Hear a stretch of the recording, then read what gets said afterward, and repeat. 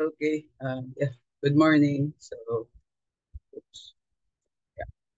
Yeah. Dire-diretso na.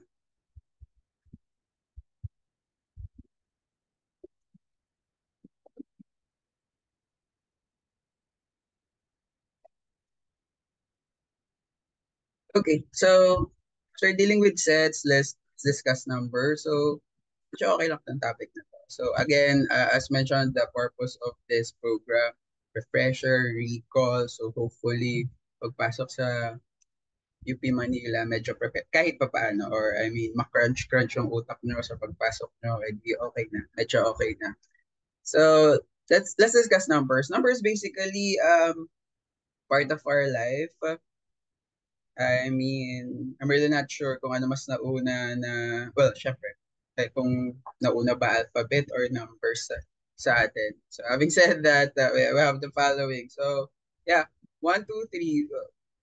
We were taught how to count, of course. 1, 2, 3, 4, 5. Mas marami, better. And then, natuto tayong bigyan ng stars noon. So, 5 stars yan. So, these are actually called natural numbers or the counting numbers. So kasi we use them for counting. And then after this, we have the following with zero kasi syempre may moments na di tayo pwede bigyan ng star, walang may bibigay sa atin. So we, this notion of having nothing. So you have zero. Anyone, ay, sige, baka may nakakaalam lang. The natural numbers together with zero is actually called anyone. Baka may nakakaalam lang.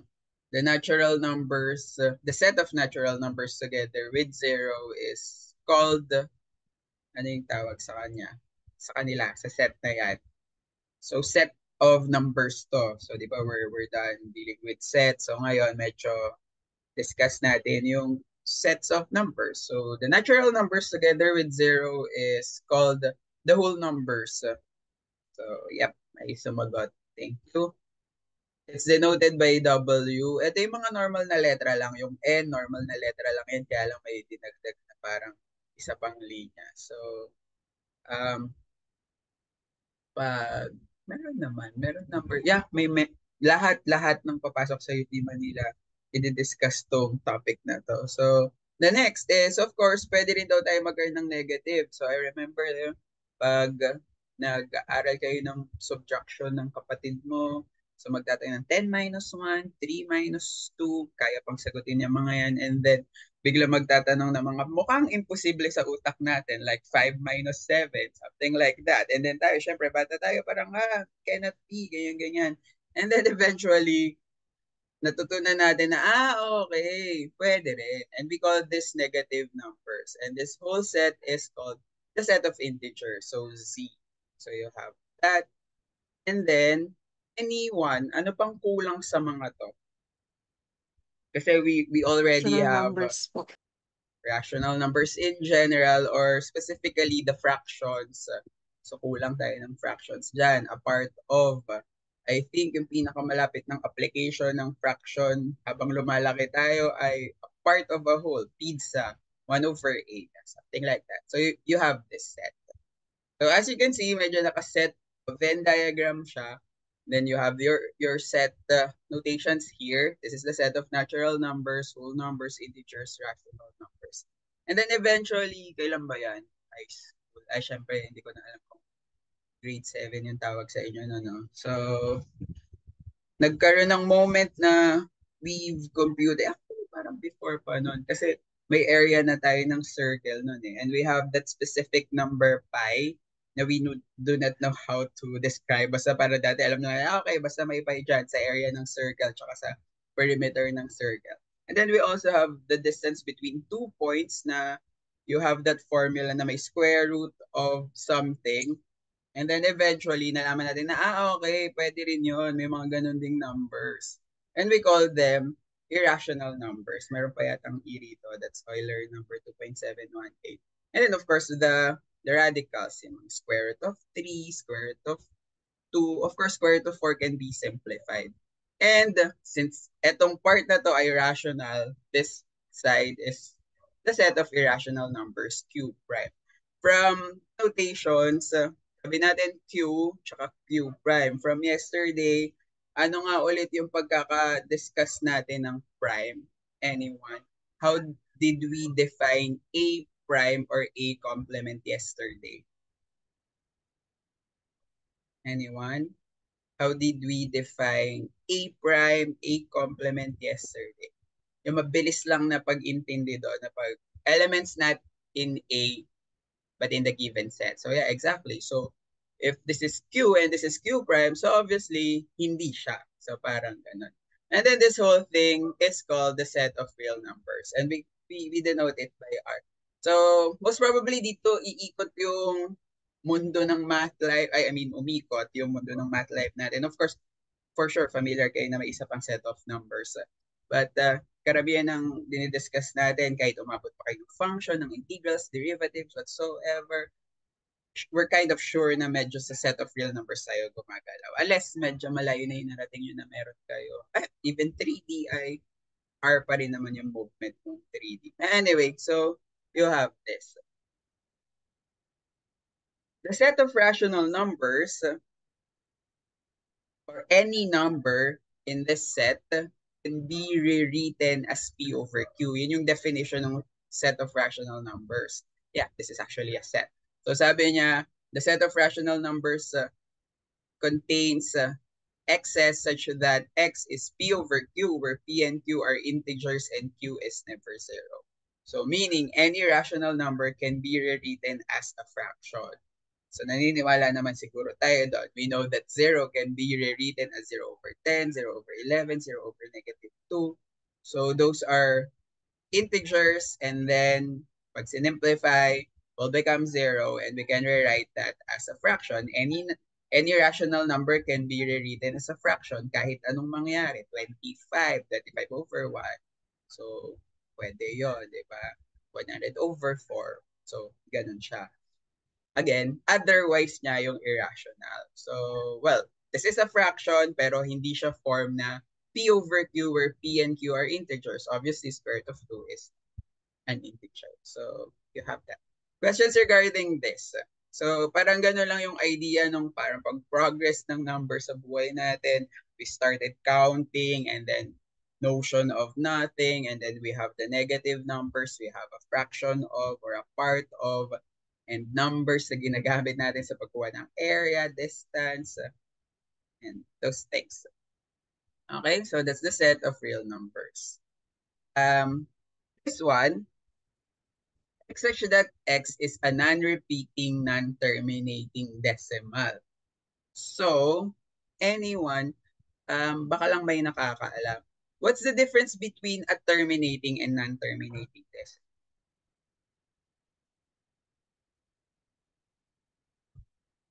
Syempre pangalan na nila yon, di ba?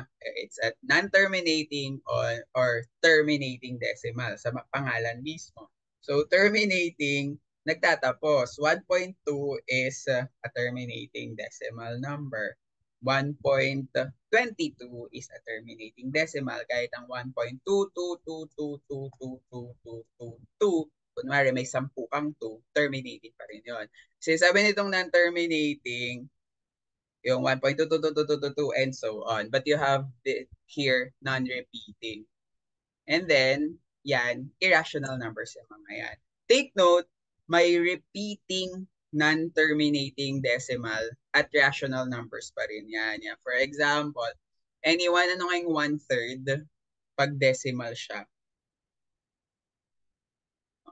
Di ba yung 1/3 pag decimal yon 0.33333333 yan. And so on yan dapat. And so on. Kasi may nag-type dito that 0.333333 tas natapos. Terminating yon. So yung difference nun dapat 0.333333 and so on dot. Ibig sabihin repeating non-terminating. And then we usually write ano ba nilalagay nyo doon?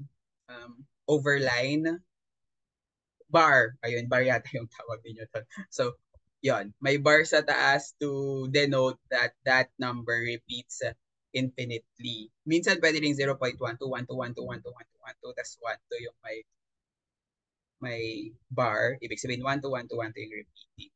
And then, yung irrational numbers, Ganun din, non-terminating pero walang pattern. Pattern pero hindi mo alam talaga. So pwedeng 0.123, 123, 1234, 1234, 1234, 1234, 5555, 12, 12, 13.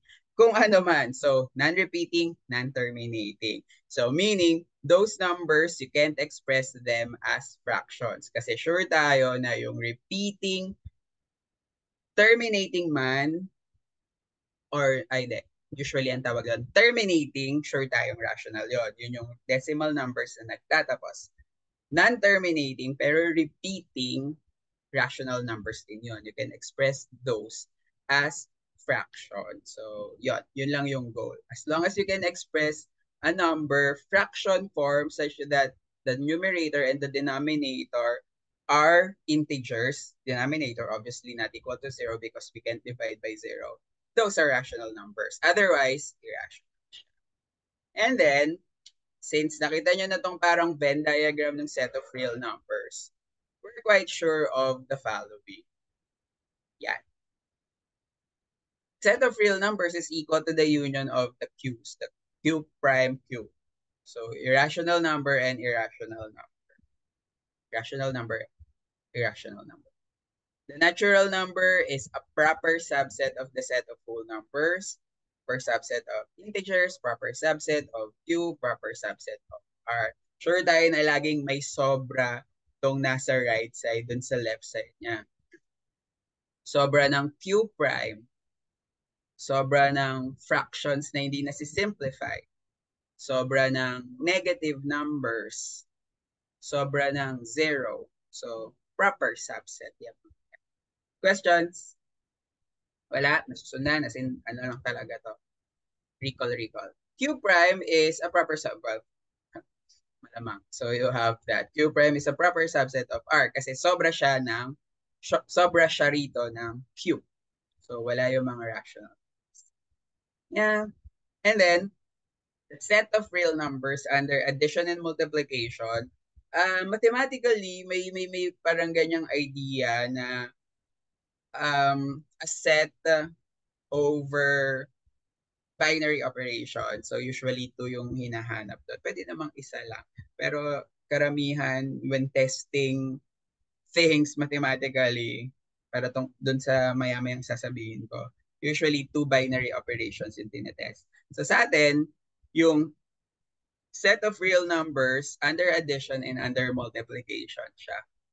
So the closure property states that under baka may nakakaalala. May nakakaalala ba? Closure property. Anyone? Anyone? May nakakaalala ba ng closure property? Kung anong sinasabi nito? Yeah, just anyone. Kahit sino lang. Yung mabilis na ito yon. So, or walang nakakaalala na. Or walang, sige. Anyway, wala nakakaalala. Closure property under addition states that if A and B are real numbers, o baka may nakakaalala na kasi may ganito. Wala pa rin. So, okay. So, A plus B is a real number. Similarly, under multiplication, A times B is a real number. Ayan. Ayan. So, meron naman. Medyo matagal lang talagang mag-type, no? Ayun, kasi di ba pagkasabi ko ng sagot, tsaka lang biglang pumasok yung sagot niya. So, medyo mas maganda kung direct nga. Pero pares lang naman. So, as mentioned here, closure property, the idea is if you get two numbers inside the set of real numbers, you are sure that the sum, product, both inside the set. Sure dyan, sure yan. Actually, ako sa klase ko, tuwing dinidiscuss ko to, lagi ko tong pinangaano na, oh guys, next time, balik kayo sa akin. Pag nakahanap kayo ng dalawang real number, tapos yung sum nila hindi real number, ipaalam nyo sa akin. Kapag nangyari yon, puno na kayo. So, yun yung lagi ko sinasabi. Addition pa lang yun. Paano kapag multiplication pa yung hinanap ko? So, yeah, lagi ko siyang sinasabi. Ganun kalaki yung tiwala ko dito. Na sure tayo, if we get two real numbers, kahit anong mangyari, if we add them, the result is a real number. That's the idea of closure property. You can also apply this with any set, yung idea ng pagiging closure under a binary operation. So, pero usually kasi ginagamit lang naman addition, multiplication. Pwede rin subtraction, division. Pero take note, subtraction is addition in disguise. Division is multiplication in disguise. Kasi di ba yung subtraction ay plus negative lang. So, yun siya. Yung division ay times 1 over something, kaya siya nagiging division. So, mga ano siya. So, the main operations, really, binary operations, addition, multiplication. So, yun. Lagi ko yung sinasabi. And then, i-check nyo sa isa't isa, mga sarili nyo na lang to, iwan ko na sa inyo to. Yung set of rational numbers ba, close under addition. Kapag kumuha ba ako ng dalawang real number, close siya under addition. I mean, the result is still, ay mali. Ano yung tinatanong ko? Sabi ko ba, rational ba yung sabi ko, guys? Rational ba yung sinabi ko? So yun, yung set of rational numbers, for example, ulitin natin para hindi malito. For example, we're going to test if the set of rational numbers is closed under addition. You get two rational numbers, you add them, and then, tanong nyo, yung eto bang result ay rational pa rin? Kapag hindi siya close under addition. Siyempre, addition lang ha. Tapos multiplication, itetest nyo. Apply nyo lang sa kahit saan. Set of integers, whole number. Sure ba tayo kapag nag-add tayo ng dalawang natural number, ang result ay natural. Pag nag-multiply ba ako ng dalawang irrational, irrational pa rin yung result. So kapag totoo, baka totoo. Pero kasi yun nga yung mahirap. Normal thinking, I mean, kapag mathematics, hindi tayo nag-generalize lang hanggat hindi tayo sure. Kasi it only takes one counterexample to falsify a certain statement. So, kunyari, pagbigay kayo sa akin ng 1,000,000 example, kasi sabihin nyo, oy sir, close po. May isang tao lang na magbibigay na magpapamali, mali na kaagad. So, sayang yung 1,000,000 example ninyo. So, yeah, something like that. Closure property. Sundan. Naintindihan. Okay? Next, ay commutative. Parang hawig lang to nung, ano nga diniscuss natin? Union intersection. Hawig lang to nung kahapon. The next two, ganun lang din yung idea, same as yesterday. Commutativity and associativity. Basically, nasabi lang nitong dalawang to, adding real numbers, multiplying real numbers, the order does not matter. Ang 1 plus 2 plus 3 ay 3 plus 1 plus 2, 2 plus 3 plus 1. Ano pa yung iteration? 1 plus 3 plus 2. So pwede. Ang 4 times 6 times 8 ay 8 times 6 times 4, 4 times 8 times 6, 6 times 4 times 8. Yon. As long as you have addition all throughout, multiplication all throughout, the order of operating on them ay hindi nagmamatter. That's commutativity and associativity. So that's second, third property. So closure, commutativity, associativity. And then of course, nabanggit ko rito kahapon, we have distributive property of multiplication. Ito nga ba yun? Kahapon yun, nag-sets ako kahapon. So, eto, isang way lang kasi siya nag-work. Is multiplication being distributive over addition. Now, like yesterday, we're sure that union is distributive over multiplication. Ulit. Union is distributive over intersection. Intersection is distributive over union. Diba? Meron pa tayo mga sinulat-sulat dun kahapon. But for multiplication and addition, it is multiplication lang over addition. Hindi pwede yung addition over multiplication. You can name several counter examples for that. Kayo mismo sa sarili nyo yun, pwede nyong gawin yan. Maggagawa ka sige, try natin. Kasi 'di ba sinasabi ng distributivity of multiplication over addition na kapag meron akong ganito, lagyan natin ng multiplication. 2 plus 3, sure ako na 5 times 2 plus 5 times 3 yan. Pero kapag meron akong 5 plus 2 times 3, hindi siya 5 plus 2. Tama, dapat may grouping symbol. Times 5 plus 3. So, yeah. So, totoo ba yan? 7. Hindi, di ba? So, yun. Yun yung sinasabi ng distributivity of multiplication over addition. Isang way lang. Unlike yesterday na we're sure na union is distributive over intersection. Intersection is distributive over Union. Okay, sige. So this is the fourth. So now, we have identity property. Identity property from the name itself, we have two. Under addition, and then under multiplication. So ako na magtatanong, tas kailangan ko talaga ng sagot, guys. Kahit i-chat nyo, isigaw nyo na lang, mabilis lang to, parang isang 2 syllables lang isagot dito. Number na you can add to any real number and then the result is that any real number. Anong agad-agad? O, di thank you. Zero. O, di ba? Yun. Gano'ng kabilis. O, zero. Zero is called the additive identity. Kasi nga, makukuha mo yung sarili mo. You add zero to any real number, the result is that any real number. That's the idea of additive, of identity. And in this case, specifically, additive identity, zero added to any real number, the result is that any real number. Since nasagot niya na yan, multiplication guys, kayo naman, go, multiplication. Anong pwedeng i-multiply? Okay, 1. Thank you. Agad-agad. Maraming salamat. Yes, mas active sila ngayon. Thank you very much. Mas mabilis yung pace natin kasi sagot-sagot lang kayo agad siya. Okay, so para wala masyadong dead air.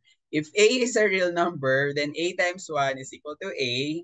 1 times, so basta yung idea lang ng identities, number, you add to any number, the result is that any number. Ay, hindi lang pala any number. Any real number. Number, real number then, real number. So the additive identity is a real number, the multiplicative identity is a real number. So lahat umiikot lang tayo sa loob ng set of real numbers dapat. Kasi we're discussing the set of real numbers and properties of the set of real numbers under addition and multiplication. So dapat lahat nangyayari lang sa loob ng set. Meron daw real number na kapag inad mo sa kahit anong real number, the result is that real number. So that's 0. There is a real number that when you multiply that to any real number, the result is that any real number. And that's 1. Additive identity, multiplicative identity. And then inverse, nakabase to sa, ay nasulat ko na. Okay, inverse, that nakabase to sa identity. The goal here is, pero since nasulat ko na siya, o di ilaglag na natin, is there is number such that if you add it to real number A, the result is the additive identity. And then pinangalanan ko na, that's actually negative A. Sure naman tayo dyan. Negative 2 added to 2 is 0. 2 added to negative 2 is 0. So anong number kapag inad ko sa number A, the result is the additive identity, which is 0. So that's negative A. Dahil mukhang lalabas na rin to, ano kaya ang itsura ng bakit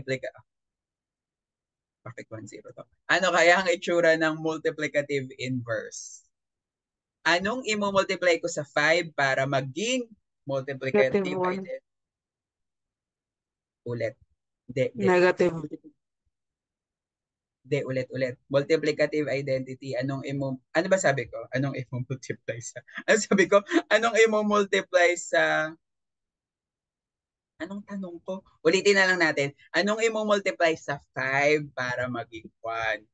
Sagot lang. Pili ko late na mga sagot to. Anong i-multiply sa 2 para maging 1? So parang ganun yung idea ng, yan, thank you, multiplicative identity. So sabi niya, 1 over A, may nag-generalize na rito. O ayan. Under multiplication, for any real number A, there exists 1 over A such that this is true. Where 1 over A is called the multiplicative inverse of A. Is this true? Pa-check nga to, itong buong second ano kong to. Totoo ba to? Naniniwala ba kayo dyan? True ba to?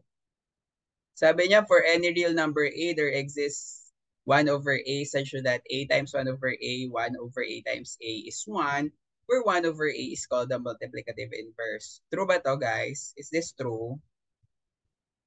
Is this true? Sabi niya kahit ano daw real number, makakahanap ako ng multiplicative inverse. True po. Okay.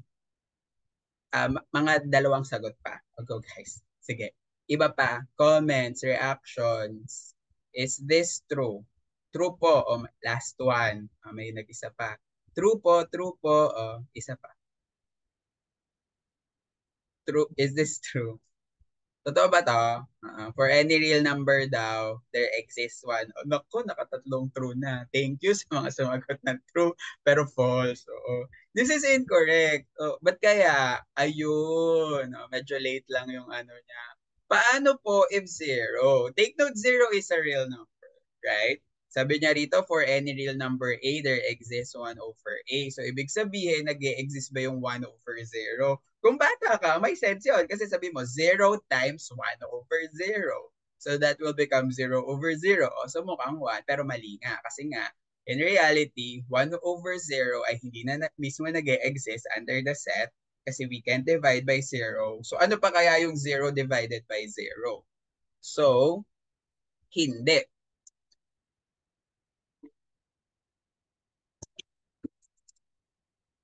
So, anong mali dito? Anong kulang? Ayun, yung 0, lagi siyang pasaway. For any non-zero real number, remember yesterday para may ganito tayo, yung proper subset ba yon? Yung proper subset yata.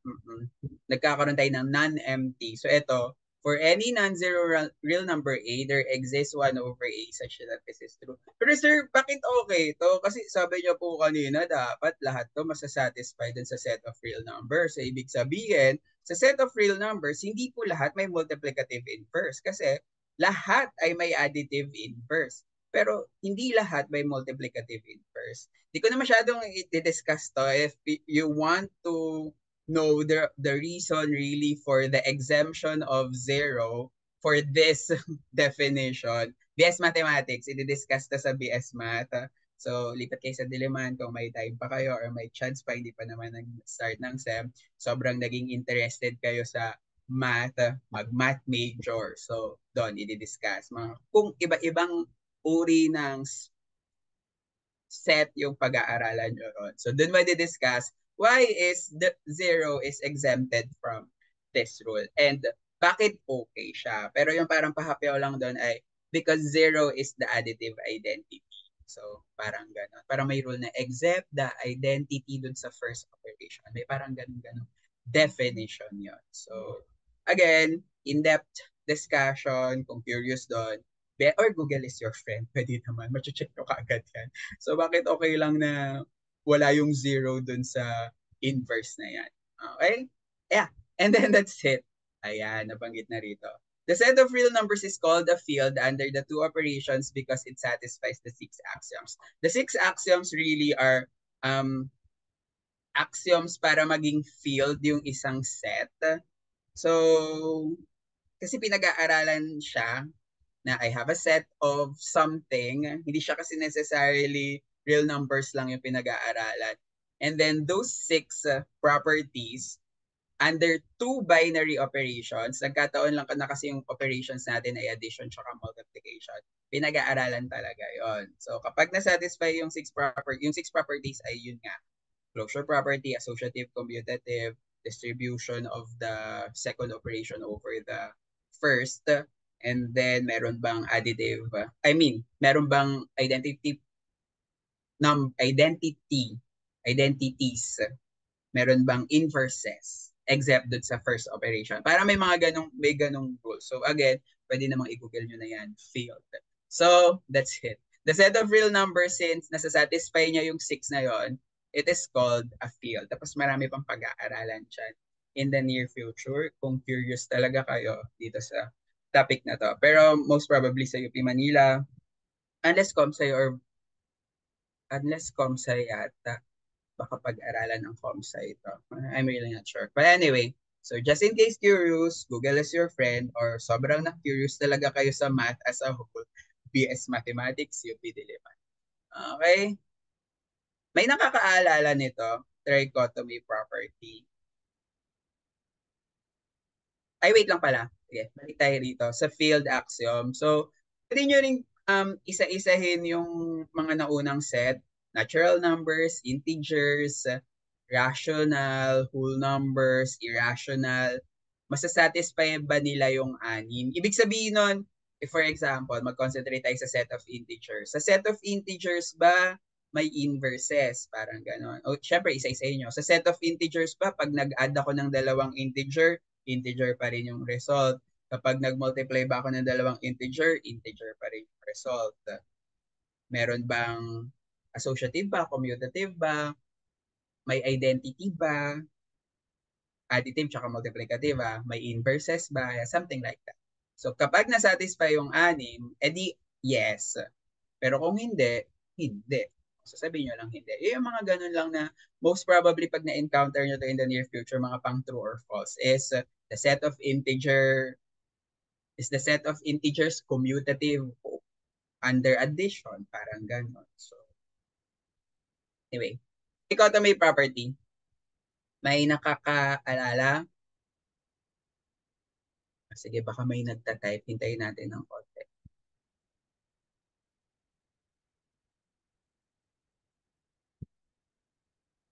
Okay. May nakaalala. So, ordering. Ako ang tawag ko lang dito nung bata ako, ordering. The set of real numbers, under the set of real numbers, may order. So, for any real numbers A, B, only one of the following statements holds.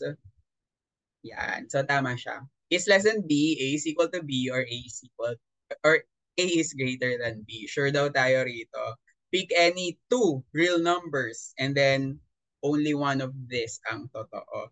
Normal na nila panloko to ng mga bata. Sir, 2 and 3, tingnan nyo, dalawa yung nasa-satisfy niya. 2 less than 3, tsaka 3 less than 2. Syempre hindi, ordered yun. Diba yung A ko rito, 2, tapos yung B ko, 3. O di dito, 'di ba? 2 greater than 3. So, hindi. So, isa lang. 2 is equal to 3. So, ganun yung idea ng trichotomy property. Ako ang tawag ko lang, ordering. We are sure that the set of real numbers may hierarchy.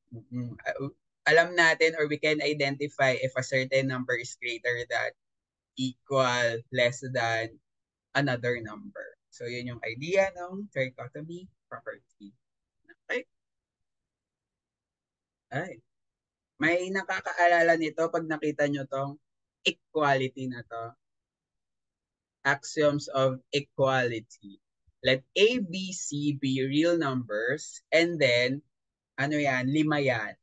Yung unang tatlo, medyo sikat yon. May nakakaalala kaya nito? Hindi ko na talaga maalala kung kailan diniscuss to. Parang first year high school. Pero syempre pag K to 12, grade 7 ba yon? Di na kasi ako familiar sa curriculum, pero nung panahon namin, alam ko first year high school diniscuss to, yung axioms of equality. Tapos may part pa nga yan, nagpo-prove ka, di ba, may given, tapos reason, tapos hanggang ma-prove mo using lahat ng alam mong axiom, may commutativity ba, may ganyan. So, okay, so isa lang yan. Tatlo to. So may nabanggit dito na, ay, tsaka mali yung eh, tsaka mali yung pagkakasulat. Sige, tatamain natin yan maya-maya. Baka naman typo lang yan. So, anyway, tatlo to, ay 5 to actually. Axioms of equality. RST, ayan, may familiar dyan for sure. RST, ano yung R? Anyone, isigaw nyo na lang para mas mabilis. R, doon sa axioms of equality. R, wala nakakaalala. RST, ako yung pang-alala ko dito nung bata ako, RST eh. R being, wala. Okay, di wala. Ayan, reflexivity, thank you. Reflexive property of equality. So ako na muna to. So reflexive property of equality states A is A. Yun lang. So A is equal to A, reflexive. O ano yung S?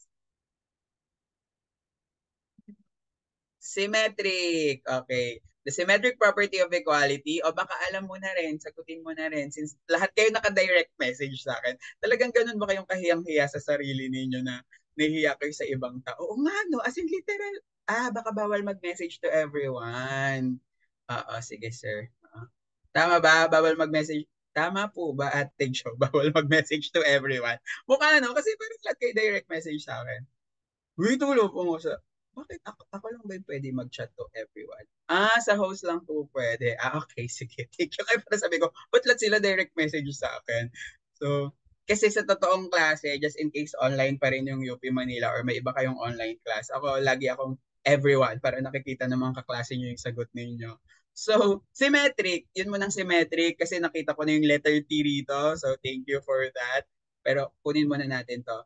If A is equal to B, then B is equal to A. So yun lang yung idea ng symmetry. Normal, hindi ko alam kung normal or common siya. Naliliting students commutativity and symmetry. So magkaiba. Kasi symmetric property of equality while commutativity operation. So A plus B is equal to B plus A. Common na namamali mga estudyante rito or nalilito. Okay? And then lastly, nakita ko na sinulat, transitive property of equality. A is equal to B and B is equal to C, then A is equal to C. May nagsulat na rin ito kanina rito, medyo namali lang yung isa niyang part. We've also discussed this, a form of this yesterday. Ano nga yung transitive property? Ay, actually, dami, no? Ano yung mga marami. Pagiging subset tsaka proper, marami, dalawa daw. I open to everyone, no? Luluguti, di ba kanina sila mag-chat sa akin? Pero anyway, sige lang. Okay. Open to everyone. Wait, pero guys, mag-chat pa rin kayo doon. I think mas maganda kung to everyone para makikita nila yung sagot ninyo. Wala namang judgment dito sa atin. Lahat naman tayo dito, nagre-recall lang, nag-aalala kung hindi naalala ng tama o ano naman ngayon o di ngayon, naalala ko na ng tama. So that's the purpose of this entire program. So huwag masyadong mahiya diyang sumagot or kung ano man. Hindi ko i-sugarcoat na walang mali rito kasi meron. Oh. Pero mas maganda yun, di ba? Alam mo na, mali yun, so itatama ko na siya. So next time, alam ko na kung ano yung tamang sagot. Okay. Anyone, ano pa kaya yung last two na sa axiom of equality? Last two nang alam ba talaga? May nakakaalala ba nito? Pero feeling ko direct message pa rin karamihan sa inyo dito. Okay lang naman. So as long as sumasagot kayo, yun yung mahalaga. Alam kong may tao pa rin dyan sa likod na yan, mga kinakausap ko. Go guys! Ano pa kaya yung dalawa? Kasi we're done with RST. Substitution. A tsaka M yung start. A tsaka M. Dalawa yun eh. A yung isa, kasi yung isa M. Tama ba? Basta. Tama. Okay. So that's addition property of equality. This is actually your transposition. Nung bata ako, ano rin naman yon. Kasi 'di ba, I think yung goal ng teachers natin noon, mas madaling maintindihan yung mga bagay-bagay. If yung teacher nyo tinuro sa inyo yung transposition as addition property of equality, good job. Kasi tinuro rin naman talaga siya na addition property of equality. But I think when we discuss solving equations, bigla naging shortcut siya na transposition na ilipat mo dun sa kabila tapos magiging opposite sign. Tapos parang lahat na bakit nangyayari yun? Addition property of equality kasi yung pinanggalingan. So that's addition property of equality. This is your transposition. Well, multiplication property of equality is your division both sides. So, kasi nga, since these are axioms of equality, we use this sa equations, sa equality. So, you have these 5 axioms. Questions so far. May natutunan ba kayo, guys? Kahit pa paano? Or medyo yan, sige, okay yan. Nababalik yung inyong memory sa math para pagpasok nyo sa UP Manila, regardless kung ano man yung magiging course nyo, may math 10 naman lahat. Kung may calculus yung course na mapupuntahan nyo, better kasi mas magagamit. Kung may algebra yung mapupuntahan yung course, better din kasi may math 11 kayo. Okay. So you have that. Kung hindi naman yung mga yon, sure na may math 10 lahat ng estudyante. And this is still part of the syllabus ng course. Okay. Ayan. Ito, daanan lang natin to. Ay, hindi. Pero sige, tignan natin. Sagot tayo. A prime number is a natural number whose factors are 1 and itself. So, okay ba yan? Lahat naman tayo siguro alam yung prime, no? So, this is the definition of a prime number. It is a natural number whose factors are 1 in itself. Ano yung pinakamaliit na prime number na alam nyo? 2. Okay, di ba? Ang galing. Ang ganda ng pinanggalingan na school niya. Kasi common mistake, 1. 1 yung sagot ng marami. Yay, thank you for that. 2, tamang 2. Kasi kapag 1, kulang ng isang factor. Kasi sabi niya rito, factors are 1 and itself. Yung 1, ang factor nun ay 1 lang or itself. So dapat and itself. So yung 2, factors nun, 2 and 1. 1 and 2. So dalawa. So you have that. A composite number is a natural number that has other factors in addition 2, 1, and itself. So, yeah. Yun lang. Prime, ano ba yung mga prime? 2, 3, 5, 7, 11, 13. So, isa-isayin nyo lang yun. Yung iba, dati syempre nung bata kayo, may pagkalito pang nangyayari, no? Na yung prime number, madalas odd number. So, yung iba, may 1, 2, 3. Actually, the fact na, ay mali yung 1, syempre. The fact, kasi nga, mali nga yung 1. So, mali na kagad yung sasabihin nyo na odd numbers, tas yung 2, o hindi yon, di ba? Pero pagdating kasi sa 3, 5, 7, tapos may excite 9, hindi. Kasi we're sure na hindi prime yung 9. So, hindi. Okay? So, you have that. Ako, ang pinaka hindi ko makakalimutan na natutunan ko regarding prime number, yung pagkuha ng, yung pag-identify if a certain number ay prime or not, yung kinukuha yung square root ng number. Kapag sobrang laki ng number, kukunin mo yung square root, and then if you can't divide the given number by prime numbers less than the square root, prime number siya. So, parang ganun. Kasi syempre, limited lang din naman yung, basta something like that, pwede nyo i-check yun. Square root of 37, ang dali naman kasi square root of 37.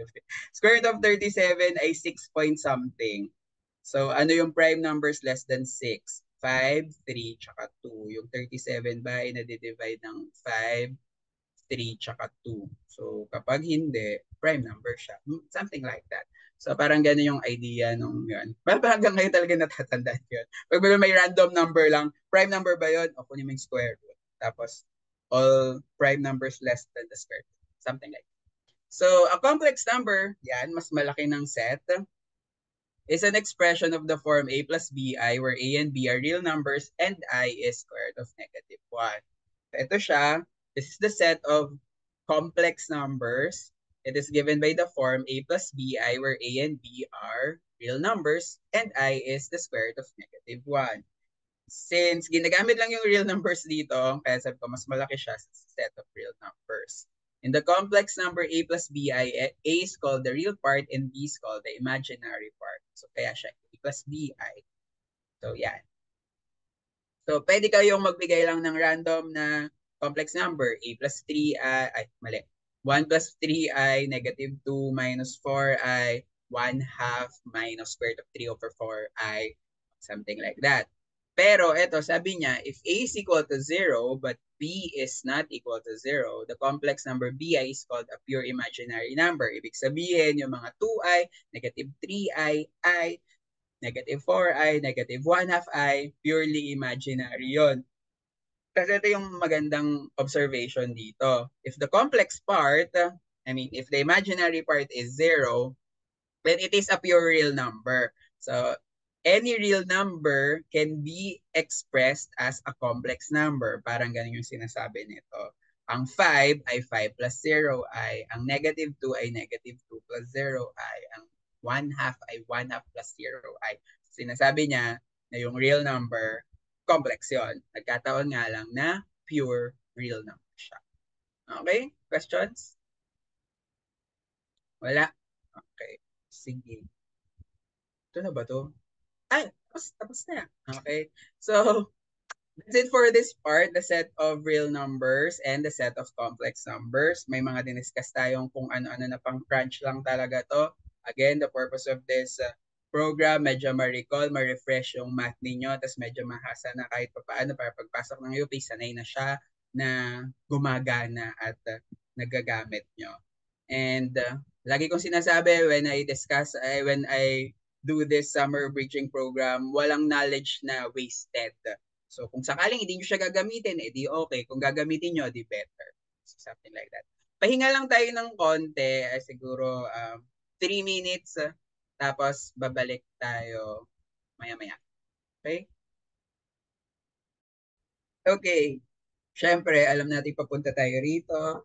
Algebraic expression. So, yeah, most probably, halos lahat naman na nangyayari sa math, gagalaw at gagalaw dito. And then, paulit-ulit yung siyang sinasabi and then paulit-ulit na experience. If for example, isa dun sa mga nabanggit yung course ninyo kanina, Applied Physics, Biochem, Comsci, Actually, kahit bio, IMED, yung mga magte-take ng Math 11, so laging sinasabi na maganda na may magandang better kapag may magandang foundation ng algebra. So, re-recall natin yung algebra ninyo. So, yes, sa mga medyo nahihirapan, ito na yon. So, babalikan talaga natin siya na hopefully, pagpasok na sa UP Manila, magiging kahit papaano, naalala nyo yung mga napagdaanan ninyong algebra. Tapos, kahit papaano magiging mas magaan siya na hindi na parang first time nyo ulit na mag-algebra. So, recall. Let's discuss algebraic expressions. Constant, a symbol that can take on only one value is called a constant. So these are some examples. Of course, yung numbers na alam natin, those are constants. Yung kabila naman, variable. So a variable is a symbol that may take on more than one value from a given set of allowable values. Diba? Yung normal na sinasabi to kapag nag-algebra kayo, yung mga x, y ninyo na parang common na nga na ginagawa siyang meme, I don't know, na sinasabi na bakit laging hinahanap si X, something like that. But really, the value of X, kasi nga, hindi natin alam kung ano yung value niya. It's just a symbol representing a certain value, pero we do not know that specific value. So, pwedeng marami pa siyang value na hindi natin alam. So, x, y, a plus b, x squared, y raised to negative 3. These are some examples. Then a combination, a constant, a variable, or a combination of these two involving a finite number of indicated operations is called an algebraic expression. So, yung constant, algebraic expression yun. Yung variable, algebraic expression yun. Pag nagkataon na magkasama, may operation, algebraic expression pa rin yun. For example, 5xy squared. Take note, 5 is a constant, x is a variable, y is a variable. May operation lang sa kanila. X squared minus 3x plus 2, x minus 3y. These are algebraic expressions. Ang next ko yatang itatanong dito ay polynomial. How do you, yun nga ba? Pero sige, ayoko mo nang pindutin. Sige, try natin. How do you differentiate a polynomial from an algebraic expression? Ano yung difference? Or baka walang difference? Anyone? How do you differentiate a polynomial tsaka algebraic expression? Or may difference ba? No, guys? Actually, sir, there are a set of rules that need to be satisfied, sir, in order to call a particular algebraic expression to be a polynomial. For example, is that uh, the the variable cannot be inside the radicand. Okay. So, thank you. Has to, yun. So, may nagsagot dito ng polynomial has two or more terms po. So, yan, common mistake siya. So, sige, tingnan natin. Actually, maganda yung sagot. Tama, yun. May example pa lang isa rito. Ito daw yun. A polynomial is an algebraic expression involving only non-negative integer powers of one or more variables and containing no variable in the denominator. Yung example niya ay, sabi niya variable na nasa loob ng radical symbol kasi that will you'd end up with x raised to a rational exponent. So, eto nga sinasabi na non-negative integer power. So, yung mga ina-expect mo lang sa polynomial, kung may exponent man siya, bawal negative, and yung kanina sabi niya, bawal rational number. So, a polynomial, parang under siya sa isang malaking umbrella ng algebraic expression. So, you have algebraic expression, algebraic expression, and then under that, may polynomial ka with this specific rule. Yan yung sabi niya, may rule na pinafollow.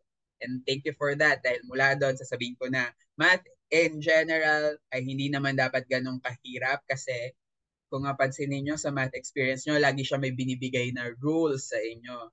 And all you have to do, follow them. Kapag hindi nasasatisfy itong rule na to, hindi pwedeng gamitin yon. Huwag ipilit. So, ganun yung magiging pamantayan ninyo when dealing with math problems. May rule ba?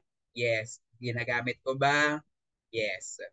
Susundin ko ba dapat? O dapat. Yes. Rule. So, polynomial is defined as this one. So, as mentioned earlier, yun yung mga example ng algebraic expression, 5xy squared, x squared minus 3x plus 2, x minus 3y. natanggal yung may denominator. Kasi pasok na pasok to sa mga definition. If there is a power, an exponent, bawal negative. So, dapat daw, yan, non-negative, tsaka integer. Diba? Integer. So, obviously, walang mga fraction. Okay? Term of a polynomial is a constant and a negative integer power of a variable or a product of this. Having said that, how many terms to? Kasi madali lang yan. Hindi ko nahintayin yung sagot. 3.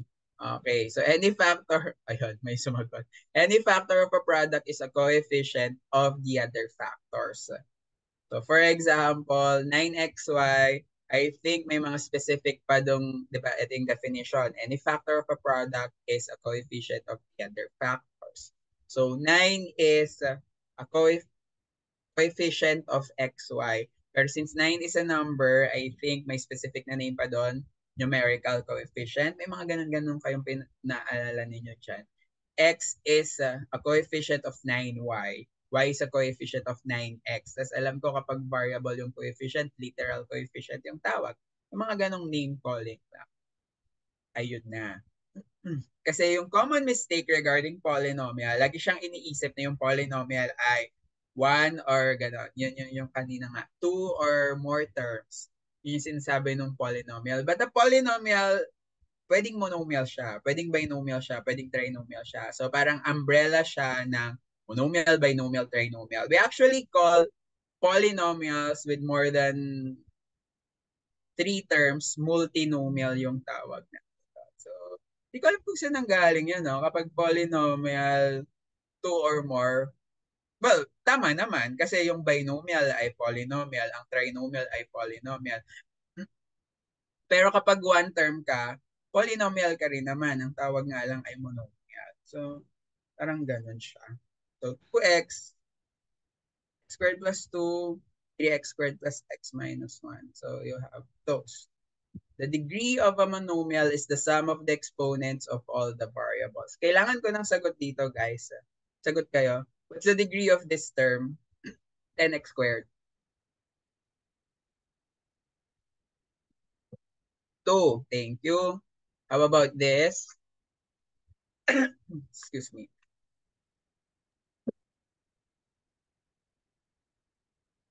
Oo, yun nga. Common mistake because of the meaning of poly. Thank you for that. Na marami. 3. Yeah, that's correct. 3x squared y. How about this one? 1. Ano nga ulit yung definition ng degree? Balikan natin. The degree of a monomial is the sum of the exponents of all the variables. Okay, may nakasagot na. 0. 0 yung degree nito kasi you can think of this as x raised to 0, y raised to 0. I mean, 5 x raised to 0, 5 b raised to 0, 5 c raised to 0. Kung ano mang variable yung ilalagay ko sa kanya, yung exponent ay 0. So that's 0 degree. Anong degree ng 11? 0 din. Anong degree ng negative 3? 0 din. Anong degree ng 1/2? Ng 1/2? 0 din po. Anong degree ng square root of 10?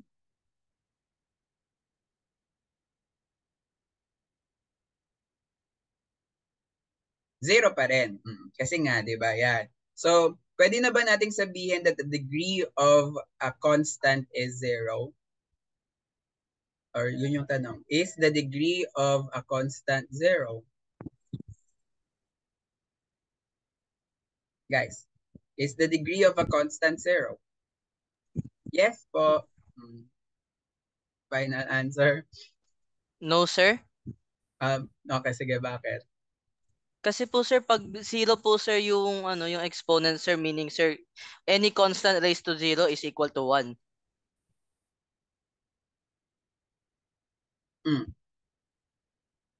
Then Sige. only a constant, sir, with a power to 1 will be equal to itself. For example, 5 to the power of 1 is equal to 5. Hmm. Okay. Actually, tama naman. Wala. Pero medyo nalito lang ako sa reasoning. Anyway, kasi di ba yung zero, di ba yung idea nung degree ay you have a variable raised to kung ano man. So for example, here, 10x squared. Hence the degree of this is 2 because of the exponent of the variable. This one, sabi nyo nga kanina, you can think of this as 5x raised to 0, 5y raised to 0. So yung exponent ng variable yung pinag-uusapan na hindi yung exponent ng number. Kasi kung yung exponent ng number yung pag-uusapan natin, mali yung sagot nyo sa square root of 11 kanina. Pero hindi nga because the degree ay yung sa variable. So square root of 11 is square root of 11 x raised to 0. Kaya yung degree niya ay 0. For 0 naman, 0 has no degree kasi magkakagulo yung mundo natin. Kasi if you attach any variable here, the result is still 0. Diba? Imagine, 0x raised to 1. So 0 pa rin yun. 0x raised to 2, 0 pa rin siya. 0x raised to 5, 0 pa rin siya. 0x raised to 10, 0 pa rin siya. So yung degree niya, mag-iiba-iba. So 0 has no degree. So ganun lang. Basically, yun lang yung gusto ko sabihin for this part. So hence, the statement earlier that the degree of any constant is 0 is false. So again, feeling ko naman, na-experience nyo na siya paulit-ulit kahit sa sets kahapon, laging pinapahama kayo ng null set. So most probably, ganun din yung 0 dito. Mga pang true or false at lagi nyong iisipin yung 0. Before you answer a true or false item, true or false, think of 0 first. Baka kasi siya yung counter-example or magpapamali. So yun lang yung point nitong part na to. Thank you. Well, the degree of a polynomial is the same of the degree of the term, pero with the highest degree in the polynomials. For example, this one, what's the degree of 3x? Pwede bang isikaw nyo na lang yung sagot para mabilis tayo. What's the degree of 3x? 1. Degree of 1. Talagang mahilig, masipag sila mag-type. 0. So, ang pinakamataas sa dalawang to, 1. Hence, the degree of 3x plus 1 ay 1. So, dire-diretso na to. What's the degree of 2x squared plus 5? 2. 2. This. 2? 4. 4. Kasi di ba, ano nga degree nito? 3. Ito, 4. ito, 2. So, yung pinakamataas, 4. So, 4 yung sagot. So, di ba, yung degree, yung sum ng exponents ng variables. Ayan. An algebraic expression is in standard form. Nung bata ako, lagi itong pinapagawa ng teacher. Kaya eventually, nasanay tayo na when we write answers, parang automatic na siya na nagiging standard siya sa atin. Pero nung nag-college ako, hindi na siya really nagmamatter. So, anyway, feeling ko kasi nung high school talagang tinuturuan tayo na sumunod talaga na, okay, ganito dapat yan. Tapos bigla nung pag-college ka na bigla, ay, hindi mo pala nagmamatter kung paano ko isulat. But anyway, mahalaga pa rin mag-follow ng instructions. So, standard form, increasing or decreasing yung powers ng variable. So, yeah, these are some examples. And then we also have this. Kung napansin nyo sa dalawang to, standard form pa rin tong mga to. May pina-follow pa rin na form. Decreasing si x, variables, exponents increasing si y. Dito, decreasing si y, increasing si x. So standard form pa rin siya. So kung sakaling may algebra man kayo in the near future, magbasa na lang ng instructions. Kasi may moments na hindi nagmamatter kung standard or hindi standard yung form na sinusulat ninyo. Pero yun nga, since nasanay tayo when solving, really doing addition, multiplication, nagugulat kayo na yung sagot nyo, decreasing talaga yung order ng exponents. So you have that. Ito na.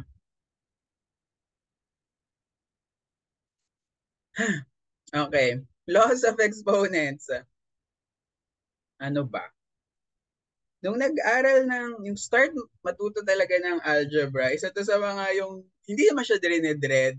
Kasi elementary multiplication table yung madalas na nung time namin na parang yun yung highlight na Kapag alam mo yung multiplication table, edi good job, ganyan. So, but sa algebra, parang nagiging part siya ng basis na if you know how to deal with this laws, madaling mabuhay sa algebra. So let A and B be real numbers and M and N be positive integers. And paulit-ulit siya, magugulat ka, marami pa rin estudyante na mamali dun sa laws. Kahit sabihin mo na, yes sir, alam ko po yan. Tapos magugulat ka sa sarili mo when you solve things or algebraic kung ano man and then application sa calculus, magugulat ka na mali yung algebra. Tapos, mali yung solution because of algebra. Kaya sobrang halaga ng algebra. Kahit gaano kalayo yung mararating nyo sa calculus ninyo, kahit sa mas mataas na math pa, konting mali sa algebra, nako sayang. So, yun. These are the laws. A raised to m times a raised to n is a raised to m plus n. Dalawang to naman yung karamihan na napagpalit or nalilito yung mga estudyante. Hindi ko talaga alam kung paano siya. Anyway, so yun. Ano na lang, yung idea ng exponents para sa mga nakalimot na, ano ang ibig sabihin ng a raised to m, anyone? Baka may mga nakalimot ng exponents kasi hindi ko na define eh. So, if for example, what do we mean by a raised to m? Para lang from there, titingnan natin kung naalala pa nga yung definition ng exponents. Kasi syempre, dali naman yan eh. Alam naman namin yan eh. Tama. Pero maganda pa rin sinasabi nyo kasi. So, thank you. A raised to m is a multiplied to itself m times. So, this is just a times a times a times a m times. So, kaya alam nating lahat ng x cubed ay x times x times x, x raised to 5 ay x times x times x times x times x. So, 5 times. So, yun. Thank you. So, yun. Magandang sinasabi nyo pa rin yan sa sarili ninyo na ano ibig sabihin na. Kasi sa atin, automatic na talaga to eh. Automatic na to sa maraming tao. Sa mga nag-math na pag nagsabi ng exponent, alam mo na siya kaagad. Pero maganda pa rin sinasabi mo siya every now and then kung anong ibig sabihin nun. So you have a raised to m times a raised to n. Having said that, that's a raised to m plus n. A raised to m, the whole thing raised to n is a raised to m n. From experience, itong dalawang to, madalas talagang napagpapalit to. Lagi mo sasabihin sa klase na, guys, ganito yan. Oh, yes sir, tama po. Okay, ganyan. Tapos magugulat ka kapag magsosolve na yung mga estudyante, may mga bata pa rin mamamali siya eventually. So mag-iingat sa dalawang to. Paano ba? Ako, ang dating lang talaga sa akin ito, may M na A dito, may N na A dito. So, ilang A na yung meron? M plus N. So, ito meron ditong N na A raised to M. So, ilan na yung M? M times N. Ay, ilan na yung A? M times N. So, you have that. This two, medyo direct yung idea, distribution inside. Kasi ang ibig sabihin nito, AB times AB times AB times AB times AB and so on n times. Kung magbibilang ka doon, there are NAs and B and NBs. Diba? Meron kang NAs and NBs. Since multiplication ay commutative, pwede mo pagsamasamahin yung A, pwede mo pagsamasamahin yung B, so you'll end up with something like this. Or madali nga, i-distribute mo inside. But the problem with that, maraming na-excite na estudyante, even sa addition, nagde-distribute ng N, which is mali. Okay? Same goes with division. As mentioned, division is multiplication in disguise. You can think of A over B as A times 1 over B raised to N. So, kaya pwedeng i-distribute inside. Of course, laging may limitation or restriction that the denominator is never 0. And then lastly, we have this. Ito yung parang general form nitong law na to. A raised to m all over A raised to n is A raised to m minus n. Ako actually, ito lagi yung sinusunod ko eh. This is just m minus n always. Regardless of the exponent, nagkataon nga lang na obvious kapag A raised to 0, ang sagot ay, of course, A is not equal to 0 kasi nga, A denominator, hindi pwedeng mangyari yan. Ito yung pinakamadali sa lahat kasi ibig sabihin lang nito, A raised to 5 all over A raised to 5. O, edi 1 yun. X cubed over X cubed. Edi 1 yun. Of course, you can do those na ina-assume na yung limitation, alam nyo na X is never 0. And then you have this kapag negative yung exponent, ginagawa siyang positive tas denominator. Again, kung may algebra, sa pagpasok sa UP Manila, magtatanong sa teacher kung ano yung convention sa classroom. Kasi some teachers, hindi nagmamatter sa kanila if you end up with a negative exponent.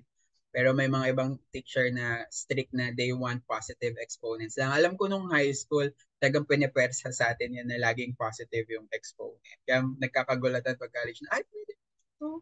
Kaya madalas na tanong ng mga estudyante yan, sir, do we need to simplify? Ganyan, ganyan, ganyan. Kasi nga, nakasanayan siya. So, always ask regarding conventions sa kung sino man yung magiging teacher. O, sige guys, ito na yung moment na yon. Try natin to. Kailangan nyo ng papel dyan. Pwede naman kung mental na kaya nyong gawin to. Sige lang. Okay. Sasagot tayo kahit pa paano kailangan ko ng sagot.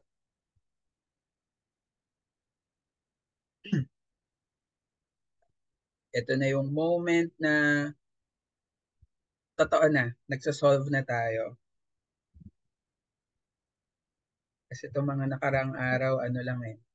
Nitong nakarang araw, kung ano-ano pa lang yung ginagawa natin. Ito may algebra na talaga na magsosolve, na crunch-crunch ang utak ninyo. Okay, ano bang sagot ko rito? Diretso, grabe, ganun kabilis. May sagot agad-agad. Okay, so anyway, gulat naman ako dyan. So, ako, tinitingnan lang, actually, tinitingnan lang naman kasi talaga siya, pero kung hindi, mag-one by one kang ganyan, di ba? Sabi ni Sir kanina, you can distribute this inside. Napaka-ano naman itong sagot na to. Concentrate with x first. Di ba, you'll end up with x squared here, and then you'll end up with x raised to 9 here. So you have x squared times x raised to 9, 2 plus 9, 11. Kaya siya, yan totoo. This will become y raised to 4. This will become y cubed. So you have 4 plus 3, 7. Kaya y raised to 7. Sir, ba't naging ganito to? Actually, kaartehan lang to kasi most probably, ay hindi ko pala alam kung most probably. Pwedeng gumamit ng calculator. Depende. Tanong nyo ulit sa teacher nyo. Diba this is just 2 raised to 4. This negative here, nasa labas yan because the cube of a negative number is negative. Kaya siya negative. Take note, 4 is 2 squared.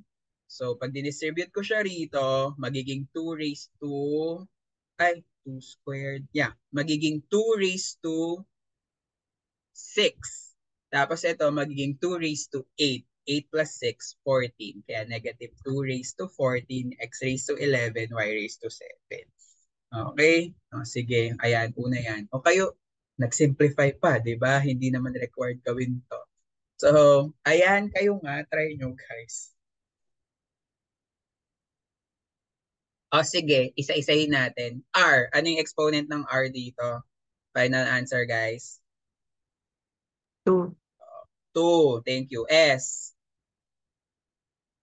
Negative 1. Negative 1. T. Negative 1. Negative 1. Okay, ang dali lang, di ba, sir? O, tas ito, kaya nyo na itong i-compute. Feeling ko, kaya nyo na naman itong i-compute. So, blah, blah, blah, blah, dyan, magsosolve-solve ka. Ito daw yan. Ganun, no? True ba? Take note, sabi nyo kanina sa S tsaka sa T ay S raised to negative 1, T raised to negative 1 dahil sinunod ko lang yung form sa taas kaya naging dito siya. Pero ako, sa akin, hindi talaga yan nagmamatter. Pwedeng your answer here is S raised to negative 1, T raised to negative 1. And it's okay. Ito, medyo ano lang to, kayang-kaya nyo naman itong i-simplify because these are numbers. I think ang ginawa rito, ginawa pa tong 3 squared times 2. Yan yung ginawa rito. Sa 18, ginawa siyang 3 squared times 2 cube. And then this is 3 cube. So kaya siya naging ganito yung pag-simplify. Paki-check na lang yun. Ha? So that's 2 cube, 3 cube. Nag-simplify pa siya. So you have that. So sa numbers, medyo iiwan ko na sa inyo kasi nga kung pwede naman mag-calculator, input nyo lang sa calculator yan. No need to do prime factorization. Naalala nyo yung prime factorization? You usually do prime factorization to simplify or I mean to para maging mas maliit yung tingin nyo dun sa mga bagay-bagay so you can operate on them na mas madali daw. But If familiar naman sa multiplication, sa division, sa simplification, bakit hindi? If allowed naman gumamit ng calculator at dali nitong 18 cube all over 27, kayang-kayang sagutin ng calculator. If not, pakigawa yung sinabi ko rito na 18 is 2 squared times 3. Tapos i-distribute yung 3 sa loob. Ay, mali!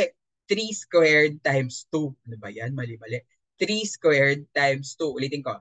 Ang 18 ay 3 squared times 2. Tapos i-distribute yung 3 sa loob. And then 27 ay 3 cube. Tapos simplify. Okay? So, yan. Go. Okay naman. Sige nga, try nyo guys. Sige, try nyo. As in, nagsusulat kayo dyan, tapos sasabihin nyo yung sagot. Okay. Ay, wait. Kaya ba natin tong gawin na tinititigan lang muna, tapos kaya nating sagutin? Sige nga, try natin. A, anong exponent nyo kay A? Meron ba? May kaya bang gano'n na kayang tinititigan lang? Yung A, parang iisa-isayin nyo lang yan eh. Oh, ito magiging 8. Ito magiging 3. So, meron ka ng 8 plus 3 sa taas. Tapos ito magiging 6. So, 5 daw. Sige, tignan natin kung tama yan mamaya. How about B?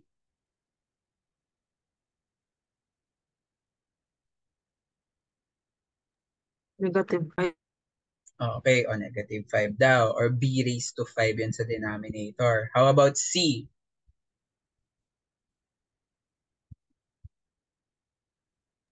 1. 1. Okay. O yung numbers na lang yung problema ninyo. So, yun yung pagtrabahuhan. O, ito yung mga sagot nyo kanina. A raised to 5, B raised to negative 5. So, napunta siya sa baba. C raised to 1. Okay? So, yun ang that's, yeah. Ito, kasi this will become positive. Diba? Negative 3 raised to 4 will become positive. Negative 4 raised to 3 is negative, kaya may negative dito. 4 cube to, this is actually 6 times 4. So, may isang 4 na maano dyan. Tapos, ito yung 6 na natira doon, 3 times 2. Okay. So, pakitrabaho na lang yung numbers. Ayan. Dami-dami. Sige, patry muna. Tapos, sabihin natin. Kahit pati numbers, isosolve nyo na ngayon. Sige. Sabihin nyo yung sagot sa akin.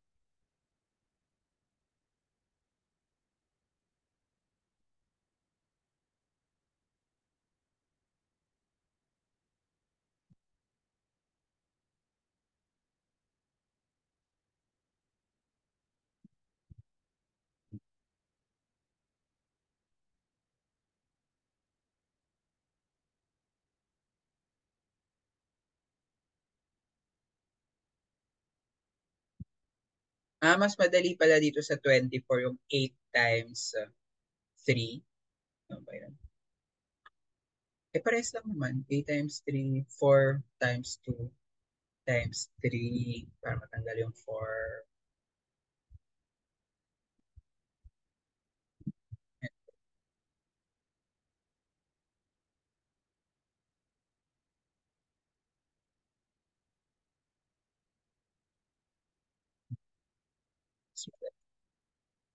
Kasi matatanggal na yung 3 dito ng 4 times 2. Kaya naging 8 to kasi 2 cube. Tapos yung 3 na natira rito, may 3 raised to 4 kaya may 3. Okay, anyone? O sige, M muna. Yung final answer na M ha. What's your exponent?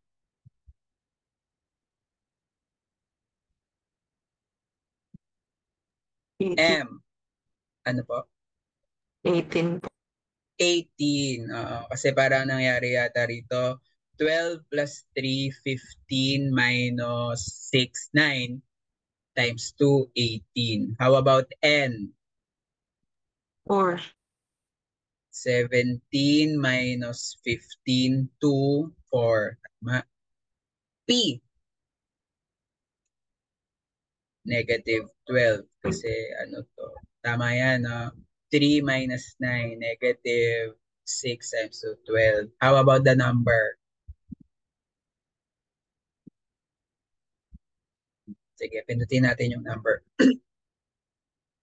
Okay. O, so ginawa niya rito, eto to guys, this is negative 3 cube. Yun nga pala, gusto ko sabihin yun kasi baka ma-excited. No? So nagmamatter yung grouping symbol. Ha? Ito ay hindi equal dito. Well, syempre, nagkataon na equal. Okay? Pero magkakaproblema kayo dyan kapag ganito. Oo. Equal kapag add. Oo, syempre. Ano ba? Kakainis. So, basically gusto ko lang sabihin, ang negative something raised to n ay hindi necessarily negative something raised to n. So, may moments na nagmamatter siya. Pero, sure ka kapag, ayan, pag ano, yun, yan. Okay? Kapag add, okay lang. Kasi this is negative 3 cube ay equal sa negative 3 cube. Pero pag mayroon akong negative 3 squared, hindi siya equal sa negative 3. So mag-iingat sa mga ganyan. Okay? Sige.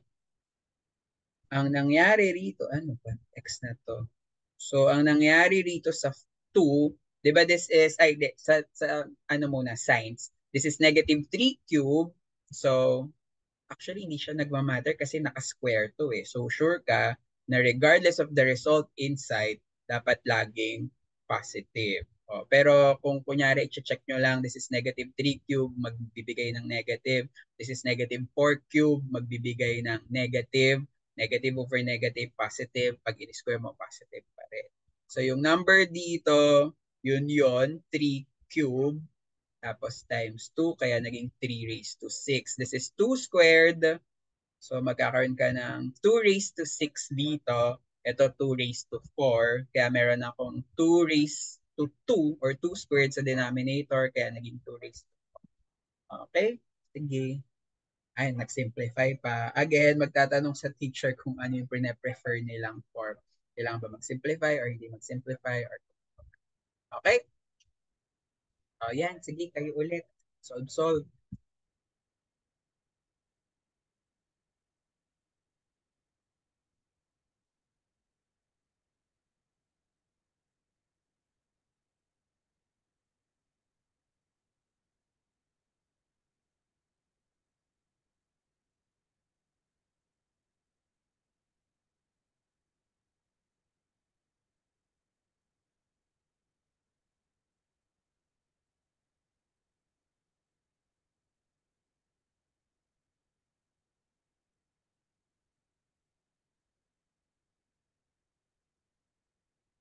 Okay.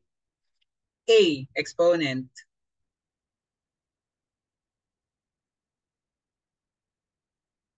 Go guys. A, exponent. 2, B, Negative 5.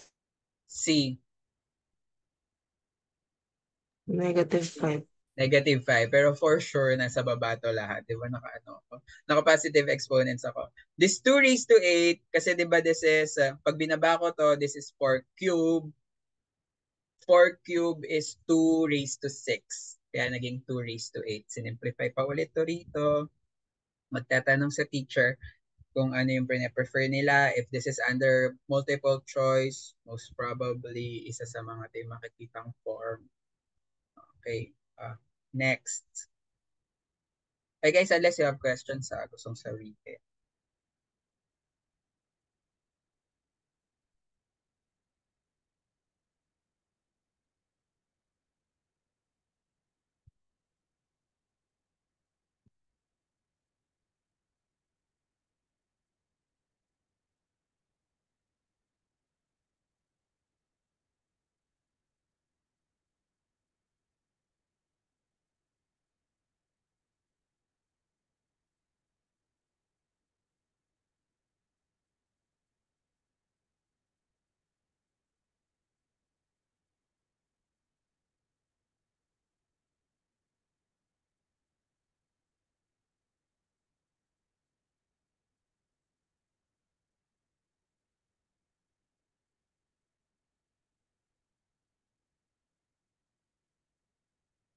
Okay, R. Exponent. R. 4. -4. Pero alam ko kasi mapupunta sa baba yun, kaya +4. Pero anyway, yun munang normal, yun munang ano natin, makukuha talaga dapat. -4 S.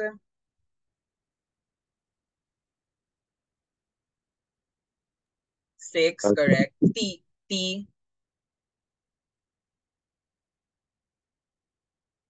-4. Yun yung mga yon. So, yun muna. And then, mapupunta kasi sa ibaba yung mga yon. So, kaya medyo confusing yung tanong mo, sir. Kasi naman, raised to 4 naman po yung nakikita ko rito. Pero sige, bigay muna natin yung parang pa-linear yung itsura. Linear. So, that's R raised to -4, S raised to 6, T raised to -4. And then, upon simplification, this is the answer. Okay, next.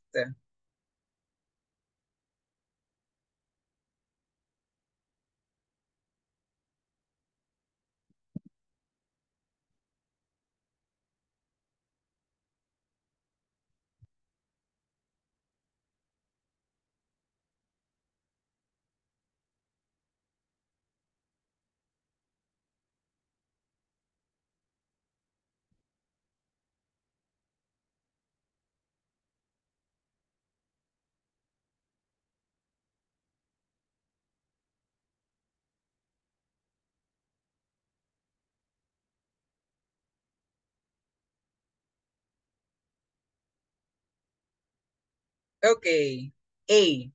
Exponent.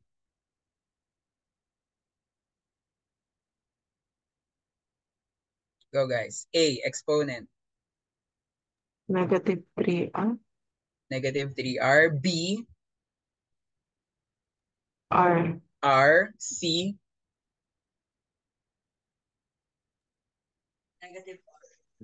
Negative R. R. So, pero again, syempre, yun nga, di ba? Inano niya, sinimplify. Positive exponent yung dating niya rito. So, -3R, mapunta sa baba, +3R. B raised to R, C raised to -R, pero mapupunta sa baba, kaya C raised to R. Ito, ang nangyari lang dito, this will become 2 cubes sa taas, sa baba, 2 raised to 4. So, 2 cube all over 2 raised to 4 is 1 over 2. So, ito siya. So, yeah, that's it. That's it ba? Yeah, that's it for this part. Laws of exponents. So, yung idea lang, gusto lang talagang ipa-recall sa inyo yung tamang paggamit ng laws. And as mentioned earlier, common mistake ngayon na pagpapalit yung first two, a raised to m times a raised to n, you add the exponents. A raised to m, the whole thing raised to n, you multiply the exponents. Ang common mistake doon, yung a raised to m times a raised to n, na pag-multiply nila yung exponents, yung a raised to m raised to n, na pa-power yung exponents. Yan yung common mistake. Okay, and the next one, algebra, magsisimplify tayo. Okay, sige. Patry naman, oo, guys, sulat-sulat kayo, bilis. Kung may gustong mag-type dito ng sagot nila na dito kayo nagsosolve, why not? Mag-annotate dyan. Kasi, di ba, mas maganda kapag nagsusulat talaga sa algebra. Kasi nagsusulat. Kung may gusto mag-annotate dito, go. Step by step, mag-solve kayo dyan. Sige lang.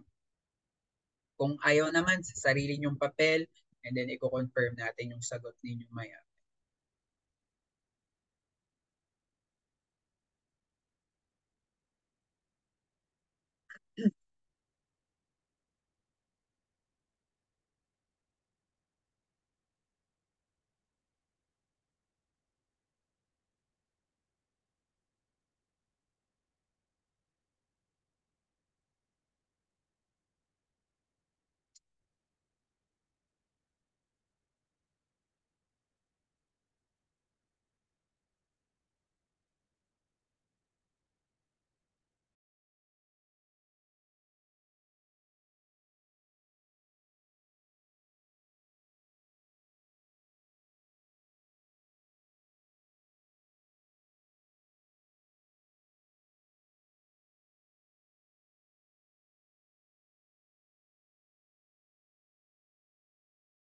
Okay?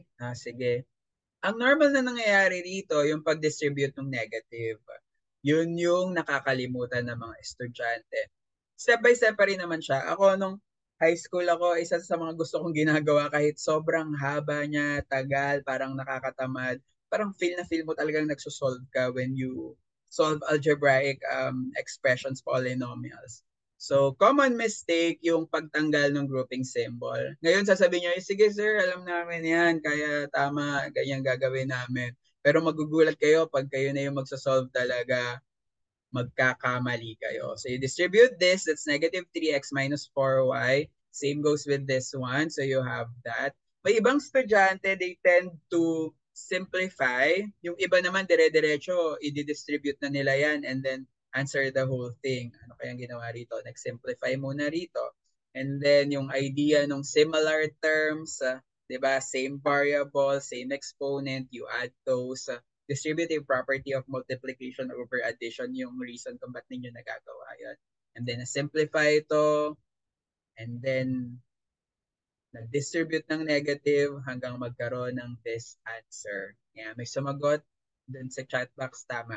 Negative 8x plus 7y plus 3. Yes! Sasabihin nyo, sir, alam namin yan. Tama, tama po, alam namin yan. So mag-iingat, pero kasi pag kayo na talaga to, nasa exam, lahat ng alam yung tama, magugulat kayo na biglang, alo, bakit nakalimutan kong i-distribute yon? Yon. So may mga ganong bagay. Kaya mag-iingat talaga. Okay, so ganun lang, di ba? Addition, subtraction of polynomials. May isa pang example.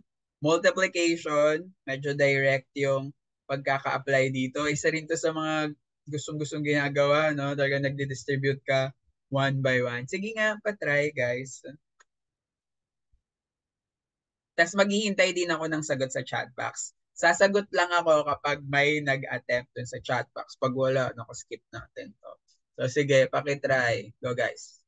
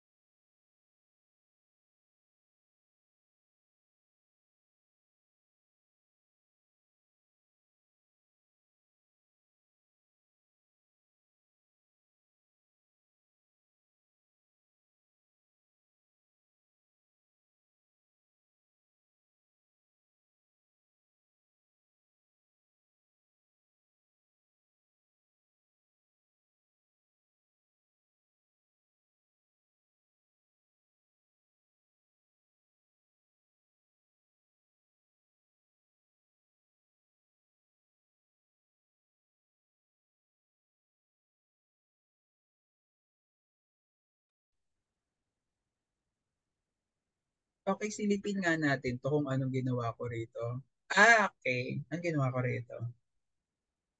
Nag-distribute. Sige, tutulungan ko na rin kayo rito. I think ang ginawa ko rito, nag-distribute pa ganun-ganon. One by one. So mag-iingat. 10x raised to 5 minus 20x raised to 4 minus 50x squared. So, continue ko yan. So para lang medyo masundan na rin natin kayo kung pares tayo ng process na ganun yung distribution ko one by one. So this one, pag ano naman. And then kinontinue ko lang yon. And then this. So hopefully, hindi naman required na ganito. Yung ibang estudyante, pabaliktad yung distribute. Ganun. So ako kasi masanay lang ako na ganun. So this one by one, this one by one, this one by one. And I think may sagot na to dapat. Kasi nakasulat na lahat yan dyan. Naghihintay lang ako sa chat box, guys. Or gusto niyang isisigaw niyo na yung sagot? Ayan, may nakasagot. Negative 3x raised to 6 plus 16x raised to 5 minus 24x raised to 4 plus 20x cubed minus 44x squared plus 20x plus 15. Pares pa kami.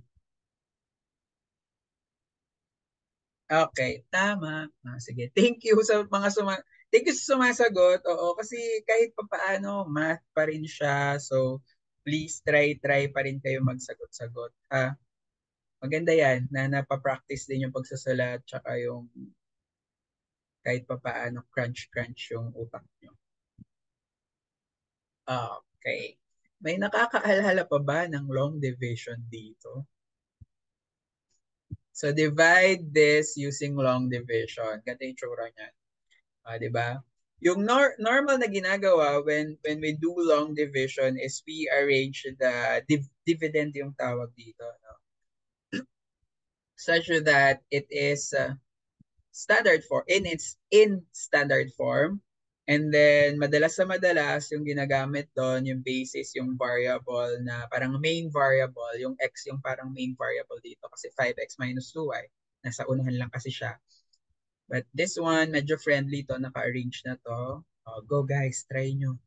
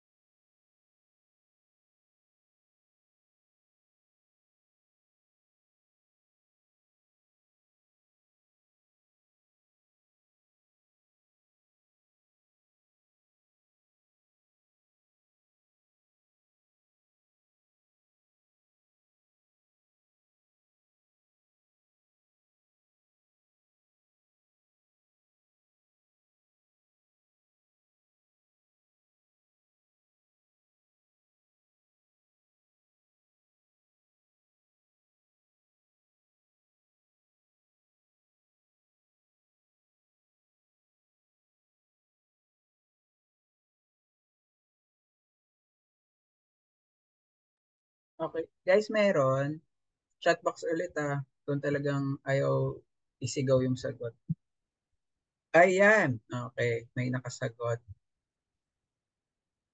Sige. I think maayos yung solution nito. One by one. This divided by this sa mga nakalimot ng division, na long division. So you have 2x cubed and then you will multiply this here. Tapos mapapadpad yan sa kung saan man nakaparehas ng similar term. Kapag similar term, so you have the following. And then subtraction.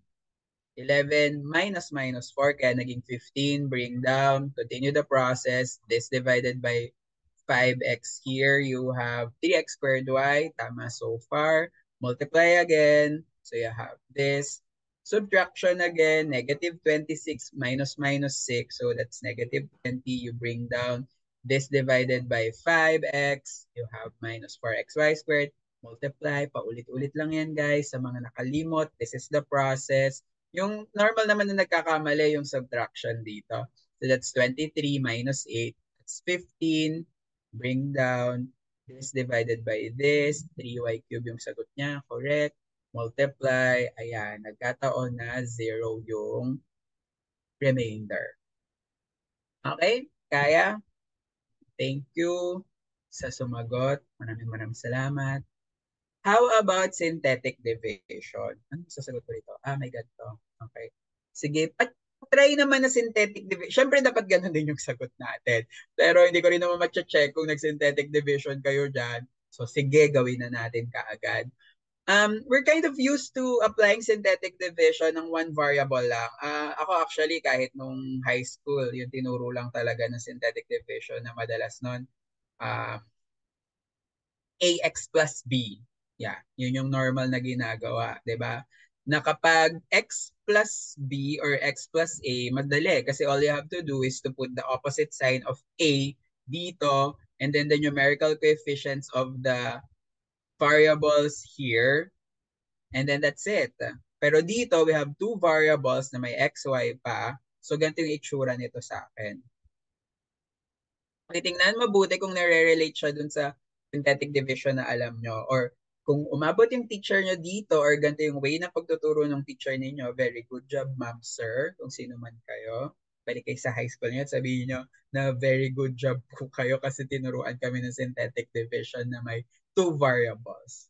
So you have this. Kasi di ba yung alam natin kapag one variable, yung 5x minus 2, for example, yung divisor, we put 2 over 5 here. In general, if you have ax minus b as your divisor, you have b all over a as your number here. Then the numerical coefficients here. For this specific example, we treat y as a number as well. Yung x, yung main variable. So this is x raised to 4, this is x cubed, this is x squared, this is x, and then this is the constant. Kaya nagkaroon ako ng 10, 11y, negative 26y squared, 23y cubed, negative 6y raised to 4. This is for x raised to 4, x cubed, x squared, x, and then the remaining constant. Sa nakakaalala ng process, what is my first step? I need answers. Ano yung una kong makikita dito? Go guys. Isigaw nyo na yan or isulat sa chat box.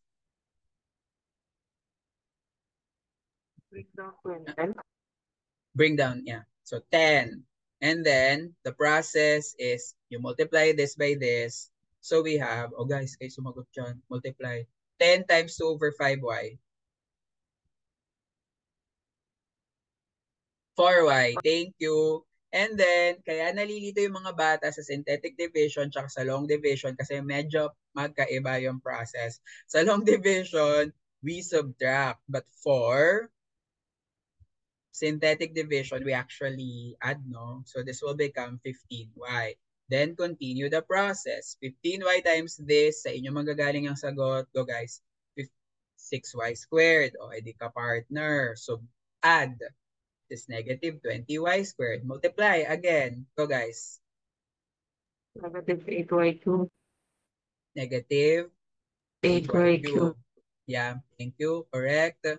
And then add. This is 15y cubed. Multiply again here. Next. 6y raised to 4. Thank you. 0. When applying synthetic division, the last number is the remainder. So, yun yung remainder. So, this is 0. So, sure tayong walang remainder. Tapos, naalala nyo, anong naalala nyo ginagawa nyo ng synthetic division kapag may number dito? Anyone? Pakwento nga sa akin. Ayan o, for example, this 5. Medyo relevant yung 5 na yan. Anyone? What do you do? Di ba pag meron akong ax minus b, after doing b over a, may gagawin pa ako sa dulo na additional step. Step compared kapag kapag x minus b lang. What is that additional step? May nakakaalala? Go guys. Pwedeng wag nyo na i-type, matagal. Pero pwede nyo sabihin na. Anong gagawin dun sa 5 dito for this specific example? Hindi ko makukuha yung sagot ko kanina. Medyo relevant yung 5. Ano yon guys? Guys, nandiyan po kayo.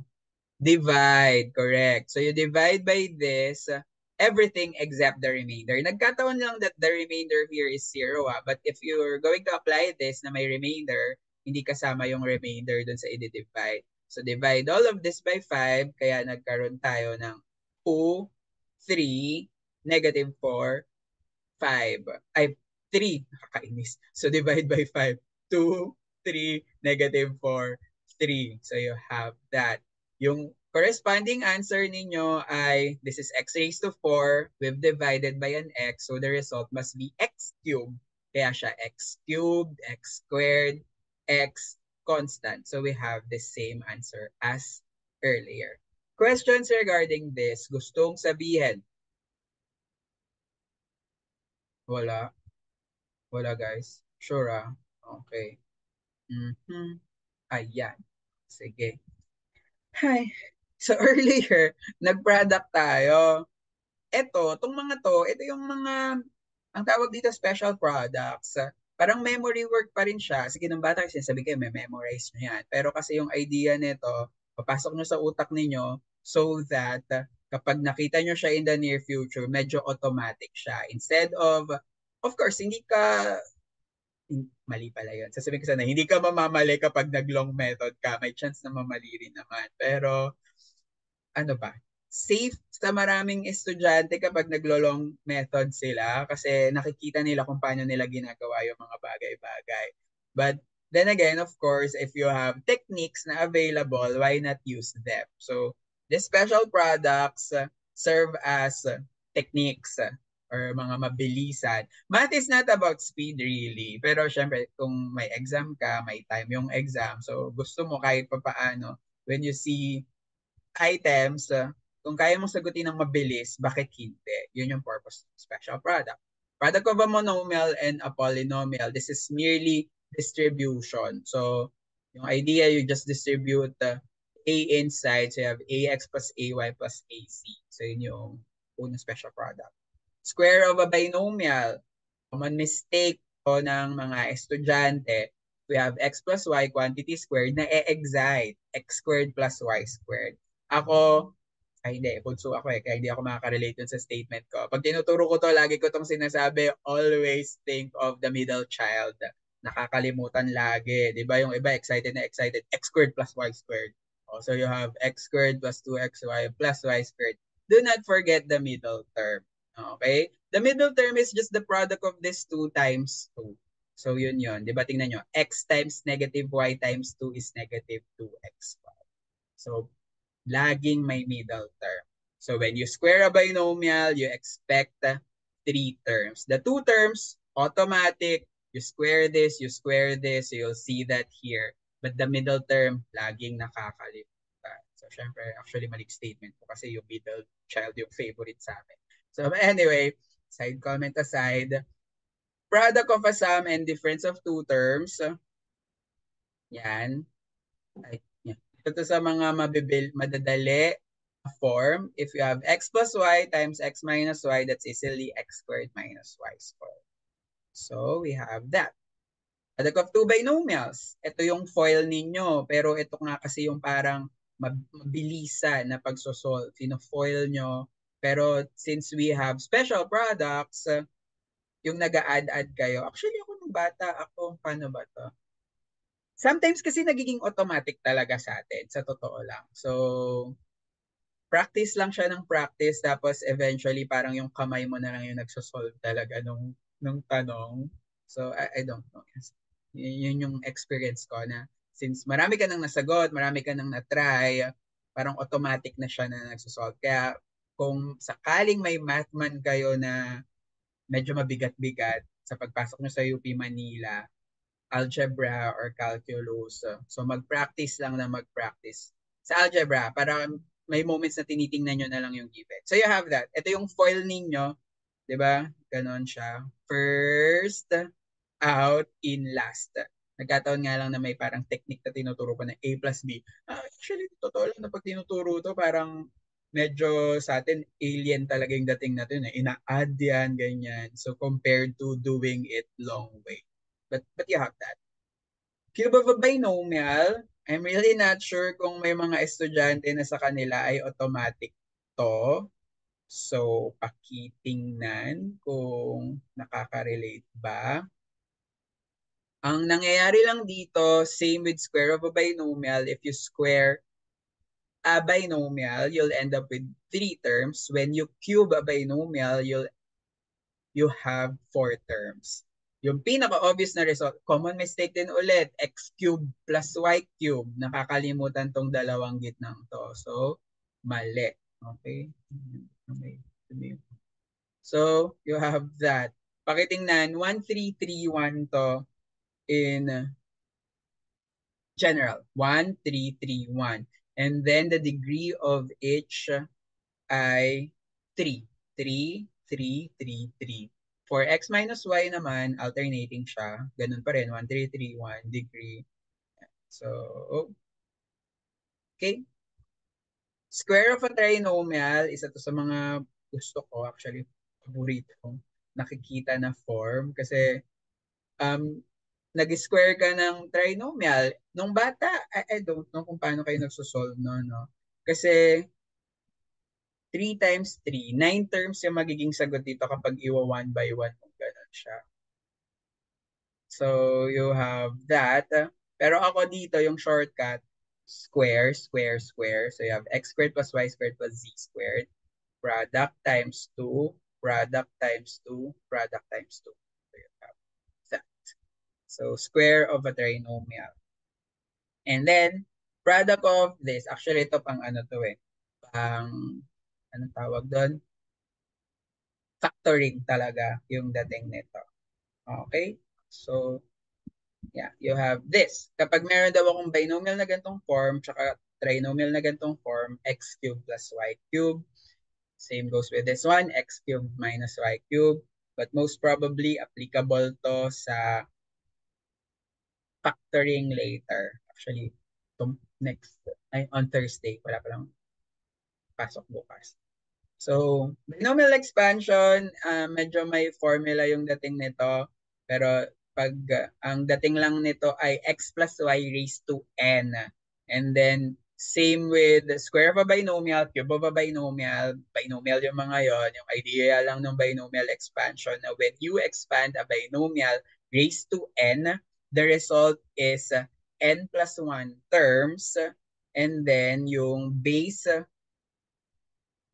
na degree ng bawat term ay n. Magbigay lang tayo ng ilang example. Tingnan natin kung medyo mabilis nga talaga siya. Kasi ang purpose ng special products, mabilis. Yun, magiging fast. Hindi madali Hindi easy. Okay, fast. Medyo mas mabilis siya compared kapag maglo-long multiplication tayo. So for example, this one, we know that multiplication is commutative and associative. Mukha naman magkakahawig yan. Isisigaw nyo lang yung sagot. Anong product nito tsaka nito? Nitong dalawa. Yan. Go guys. Or sige, kung masipag talaga kayo magsulat dyan. This will become, ito. Sige. Z squared minus x to the fourth, y to the fourth. Correct. So, yon, kahawig niya to, di ba? So, this times this is this one, kaya siya squared. And then, this is square of a binomial. What is your answer? Isigaw nyo na lang yan. Mas mabilis talaga. Go, guys.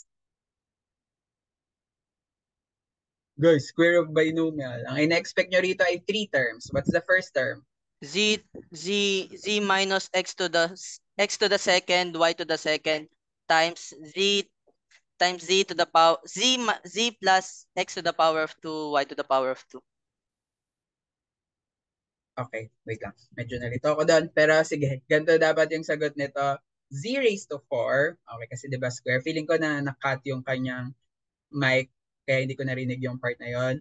The first term here is z raised to 4. The last term is positive x raised to 8, y raised to 8. Yung middle term, yung normal na mamamali, which is negative, the product of this, which is, times 2. X raised to 4, y raised to 4, z squared. So, yun yung sagot. Okay? Actually, nilagay ko pala sa harap to. So, direct, you square this, that's this. You square this, positive yun dapat, that's this one. Product of this 2 times 2, so ito yun, kaya negative siya. So, time na. So, didiretso ko na. Ito, we have something like this, kasi n plus 1, ito, if you do some factoring here, if you group this, you'll end up with something like this. 3m minus 2n plus 1, 3m plus 2n plus 1. May form to nakahawig. This looks like x minus y, x plus y. So the result is x squared minus y squared. Kaya siya ganyan. So this is 9m squared minus the square of this. Again, you square this binomial. Yeah, medyo diniretso ko na guys. The square of this is 4n squared plus 4n plus 1. Distribute negative, you have this. So again, kung may experience nyo to, may algebra kayo, may calculus kayo, most probably sa calculus gagamitin kasi may mga algebra na sumusulpot doon every now and then. So mag-aaral, pag-aaralan. Kung hindi naman, as mentioned earlier, wala namang nawa-waste na knowledge. Kung may encounter nyo in the near future, hindi immediate, baka may paggamitan. So, that's it for this part. We'll continue this Thursday kasi araw ng kalayaan. Thank you. Sir, may I ask, sir, can we have, sir, the PowerPoint po, sir, sa